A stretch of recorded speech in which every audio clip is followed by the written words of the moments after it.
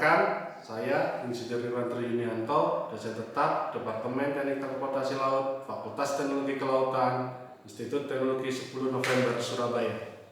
Video ini saya buat untuk memenuhi kelengkapan persyaratan sertifikasi dosen tahun 2025 terkait dalam unjuk kerja Tridharma Perguruan Tinggi. Dalam transportasi, modal utama adalah kapal, sehingga pembelajaran mahasiswa harus mengetahui bagaimana kapal itu dapat mengapung, dapat stabil, dan mengantarkan muatan maupun penumpang sampai daerah tujuan dengan aman selamat.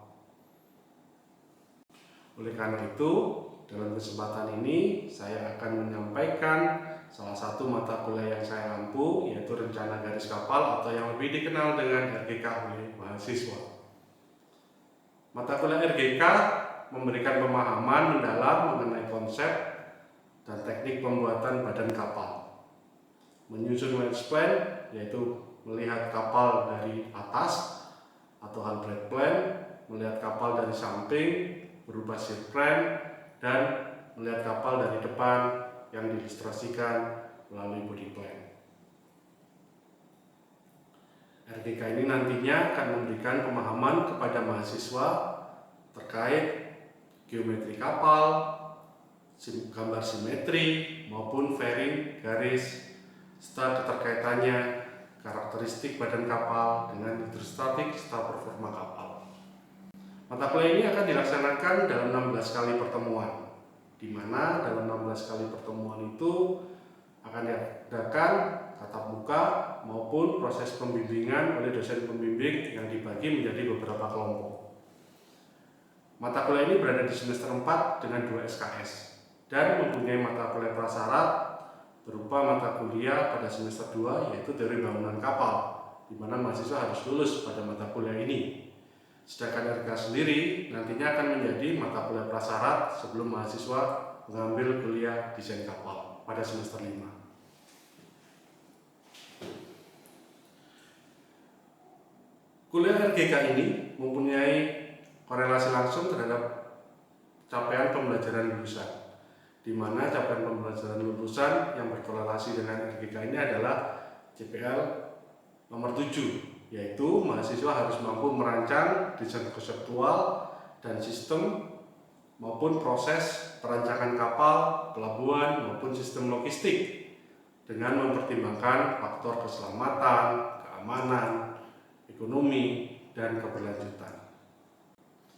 Oleh karena itu, para dosen pengampu bersepakat capaian pembelajaran yang harus diberikan pada mata kuliah ini ada 4. Yang pertama, mahasiswa harus mampu menggambar rencana garis.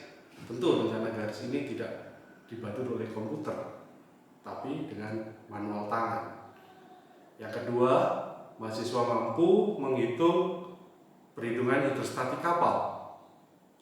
Yang ketiga, mahasiswa harus mampu menggambar hasil perhitungan hidrostatik itu ke dalam sebuah kurva hidrostatik. Yang keempat, ketika mahasiswa sudah selesai mendesain kapal 2 dimensi, maka mahasiswa harus membuat maket sehingga bisa menggambarkan bentuk transisi dari 2 dimensi menjadi 3 dimensi seperti apa.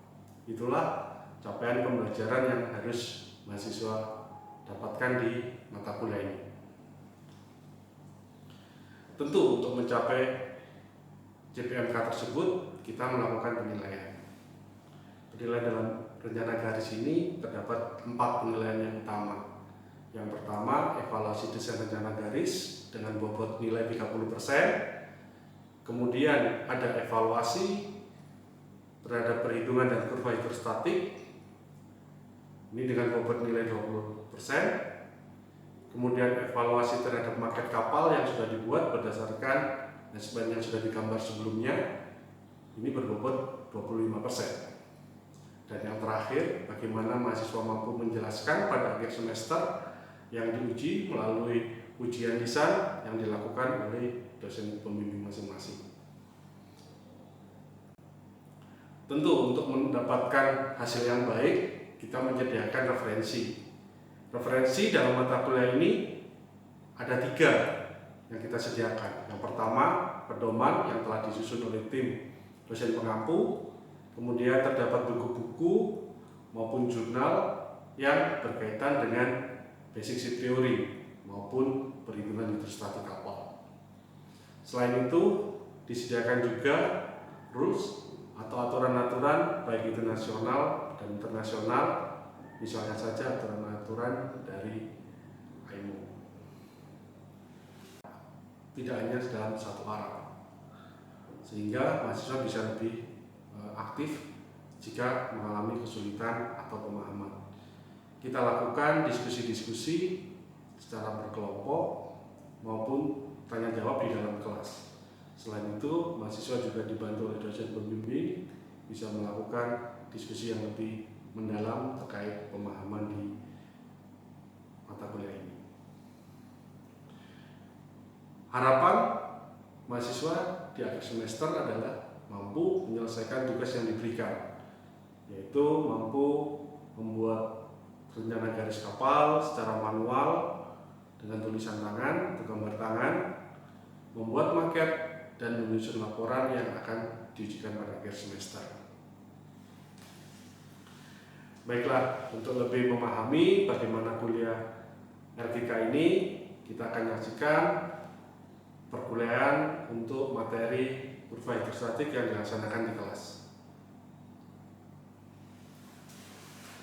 Lanjutkan kuliah kita. Ya. Gimana? Artinya? Udah sejauh apa?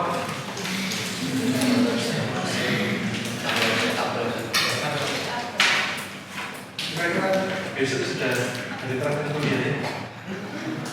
Sudah hari terakhir kuliah? Iya. Ya. Karena harus maju ke dosen pembimbing untuk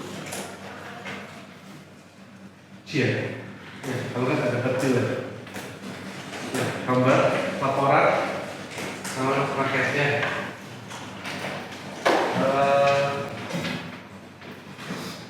Sampai ini tanggal 6, tanggal 7 seperti layak.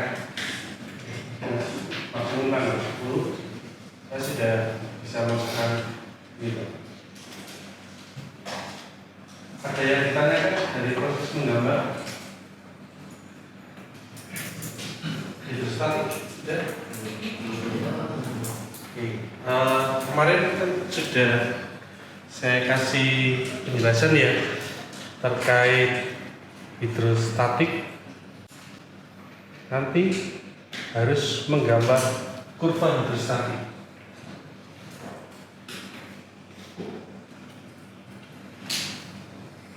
Nah, beberapa kurva yang perlu digambar.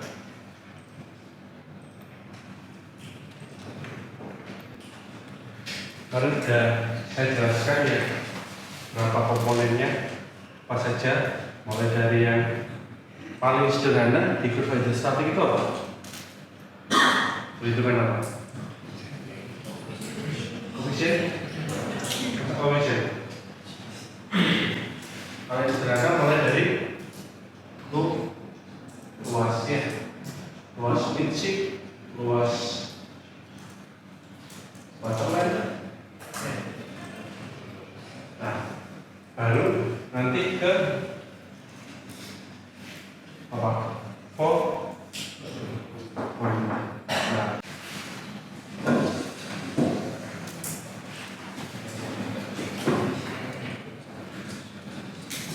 di kapal, ya, kita perlu mencari apa sih di bentuk kapal ini? Apa yang perlu dicari?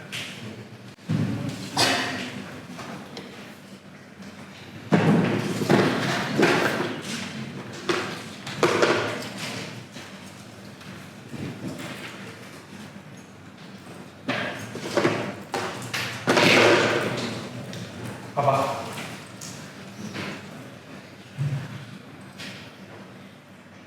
Kalau kita punya badan kapal sebagai desainer, ya harus memastikan apa?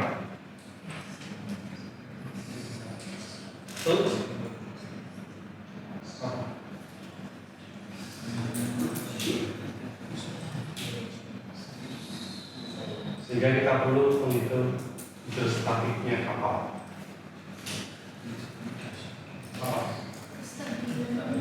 Stabilan. Terus bagaimana kapal itu bisa mengapung? Yang pertama harus memastikan kapalnya mengapung. Ya. Teori bangunan kapal yang pertama adalah menjelaskan kapalnya mengapung. Ya.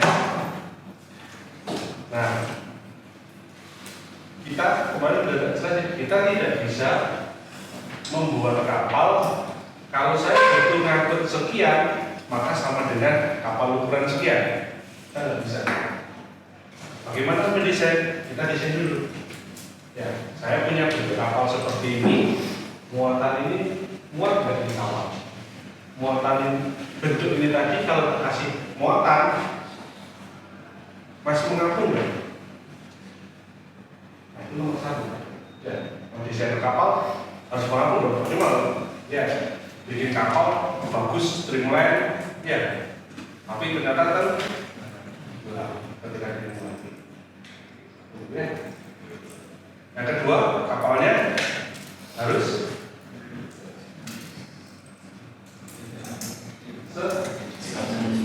stabil.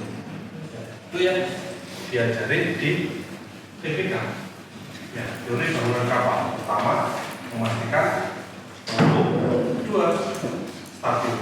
Cuma mengapung jika mengapung hanya pada saat diam. Ya, padahal kapalnya bisa oleh maupun mengapung. Bisa kembali nggak kapalnya ke posisi awal?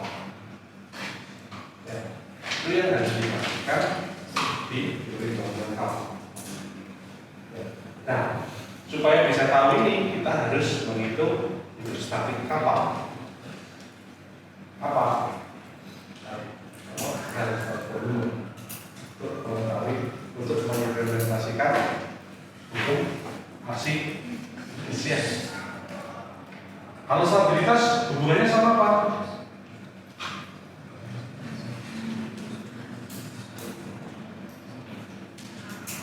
Sama? Kalau stabilitas.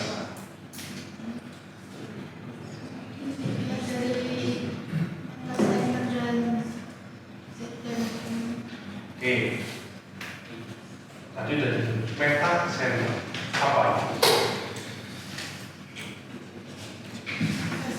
Saat kapal itu bergoyang, terus nanti oleng, pas oleng itu ada gaya yang titik di mana itu di tengah, bukan Kak, titik yang di sumbu yang di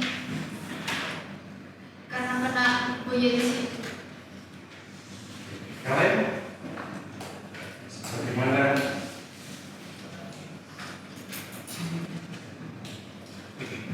Supaya benda itu stabil.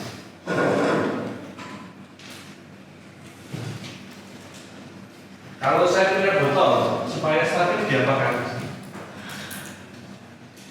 Botolnya supaya nggak gampang terjebak di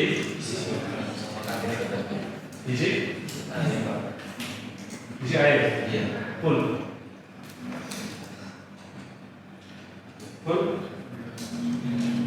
setengah ke sedikit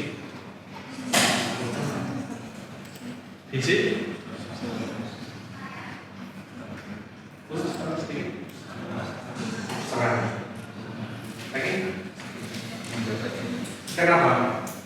Apa sih yang membuat benda ini gampang terjunkan atau enggak? Apa? Titik beratnya berbeda dengan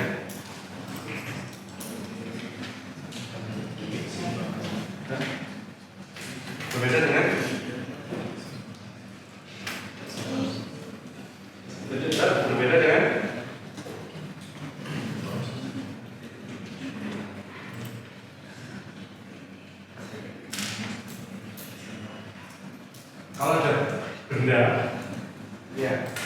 botol katakan berdiri diam, dia terjungkal nggak? Dia terjungkal ketika ada gaya yang bagaimana? Mendorong, yakin? Itu udah betul. Dorong bagian bawah, terjungkal nggak? Oh enggak, katanya tadi terjungkal, kasih gaya.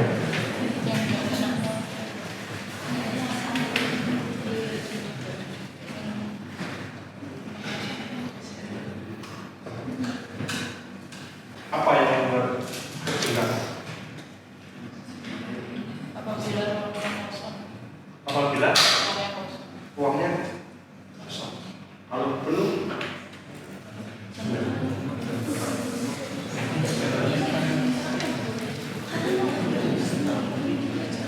kalau saya punya botol, ya tak dorong bagian bawahnya, dia terjungkal atau bergeser. Kalau tak dorong bagian atas, kenapa?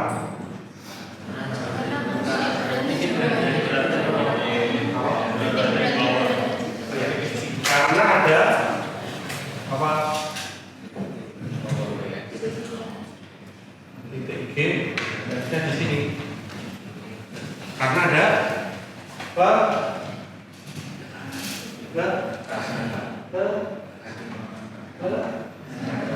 lengan.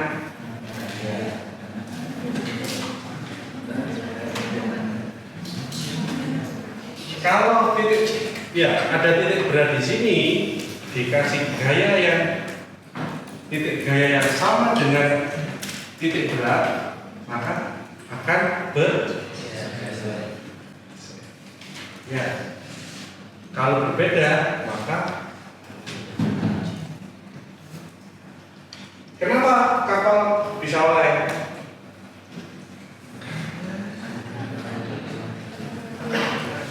Kalau bisa membayangkan kapal, ya. Kalau ada arus, dia terjungkal apa bergeser?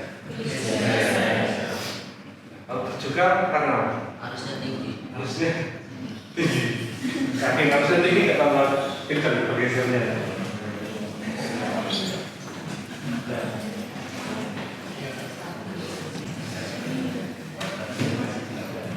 Kapal nih, apa sih kira-kira yang membuat kapal itu oleng? Apa? Yang bisa menyebabkan kapal itu oleng? Muatan tidak seimbang. Muatan Tidak seimbang. ya, daripada angin, daripada ombak, ya, daripada arus yang bisa menyebabkan kapal oleng, kebanyakan adalah karena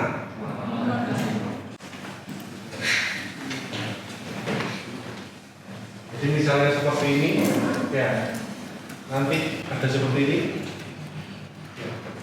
Ini syarat, berarti kan ada bagian ini, ya. Nah, kalau itu besar mungkin bentuknya kayak gini. Ya tinggal nanti pakai faktor Simpson. Di sini tak bagi 2. Titiknya dari mana? Ya dari interpolasi aja. Jangan interpolasi ya. Makanya masih panjang itu besar itu. Kan masih ada ujian. Itu ya. Kalau Paul masih ada semester depannya.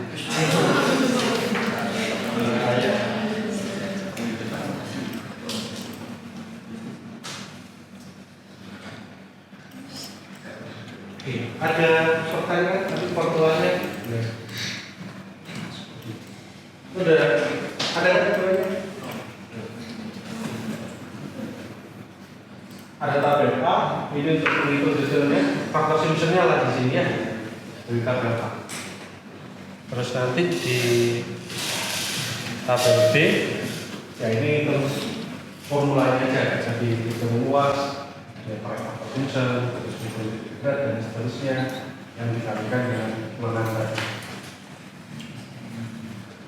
Itu terus, ya jadi di sini digunakan untuk menghitung mulai luas, volume, ya, titik.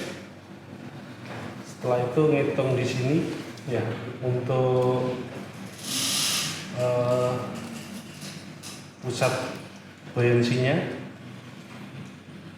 Terus udah dibuat ringkasannya seperti apa, ya, lalu setelah ini dibuat kurva hidrostatik. Selesai ujiannya. Baik, kita sudah menyaksikan bagaimana kuliah di kelas dilaksanakan. Selanjutnya kita akan menyaksikan bagaimana mahasiswa berinteraksi dengan dosen pembimbing pada saat melakukan asistensi gambar maupun maket yang sudah dibuat. Ya, silakan masuk. Asistensi anak Indonesia.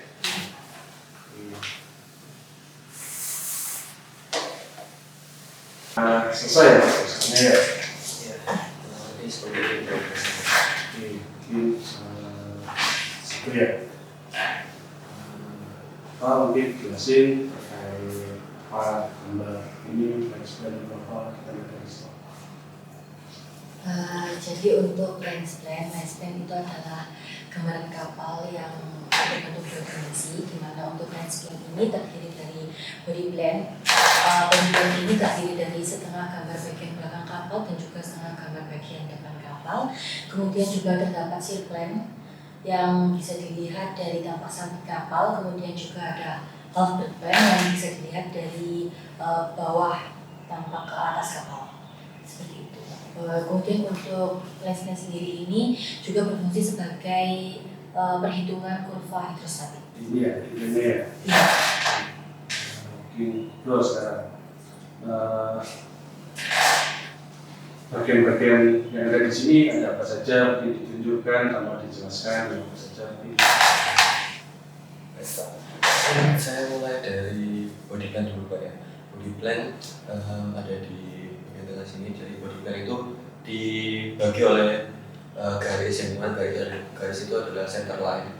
Untuk pada sisi kanan ini merupakan dari sisi haluan sampai ke midship dan parallel body. Untuk yang sebelah kirinya ini merupakan sisi dari midship, parallel body sampai ke buritan. Lalu pada sail plan yang sebelah kiri ini merupakan tampak samping yang dari buritan hingga ke midship. Di mana di sini pada station 0 atau itu ada AP atau after perpendicular. Lalu AP sendiri itu berhimpit dengan poros kemudi Pak, dan juga dengan propeller. Jadi kalau yang bagian di atas ini yang bagian belakang. Kalau yang di bagian belakang, untuk yang di atas itu hook deck center line, kemudian di bawahnya hook deck center line itu ada yang namanya hook deck side line. Tapi dijelaskan bagaimana memproyeksi bagian dari WL itu ya, dan ini ke Albert gimana memproyeksi atau mengeceknya investasi. Silakan dicek untuk kesesuaian plan dengan plan.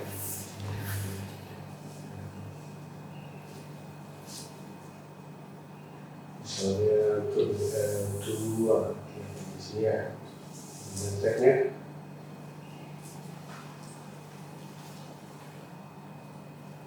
Ini untuk ngeceknya kita di WR2 yang berpotongan dengan stationnya Pak. Jadi ini untuk station 19,5 dan ini untuk station 15. Kemudian diisikan ke output plan yang dimana dimulai dari station 19,5. Jadi untuk WR2 itu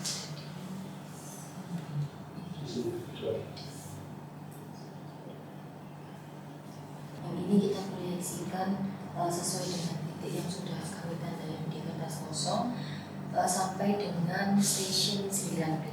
Karena di sini juga ada di station 15. Sekarang ke paketnya, saya sendiri ya, paketnya.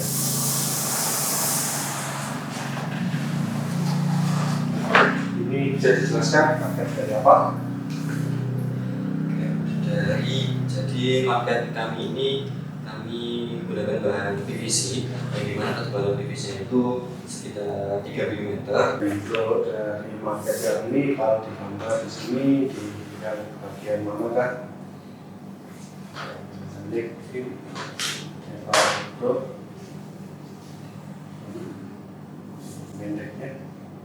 Untuk mindsetnya yang ini itu ada di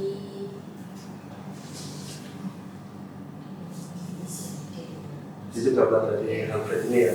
Jadi gambar di sini kalau dari dimensinya kayak gini. Kemudian kalau yang BL ini, yang manjat kapal ini di sini di bagian mana?